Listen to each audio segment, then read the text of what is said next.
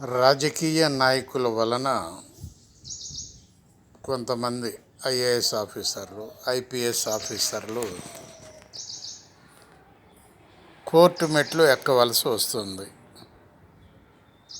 చూసారా?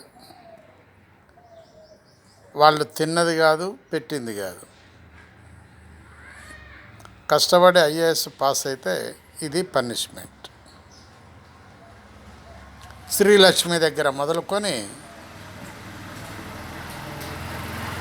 ప్రస్తుతం మన దగ్గర అరవింద్ కుమార్ వరకు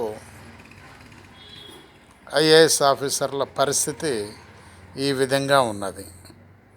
ఇప్పుడు ఐఏఎస్ కానీ ఐపీఎస్ కానీ వచ్చేటటువంటి వాళ్ళు ఈ విషయాలను ఆలోచించుకుంటే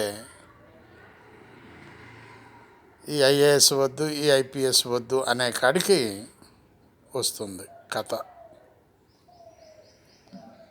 అయితే ఎక్కువగా మన వాళ్ళు మాత్రమే ఈ కోర్టు మెట్లు ఎక్కవలసి వస్తుంది.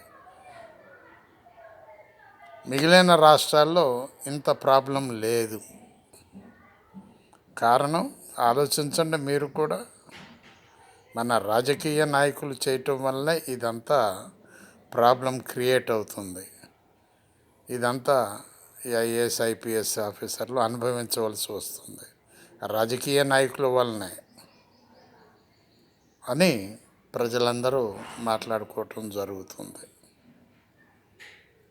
మరి ముందు ముందు ఏమవుతుందో ఏమో. Wait and see please. Balasani Veeraprasad, Hyderabad.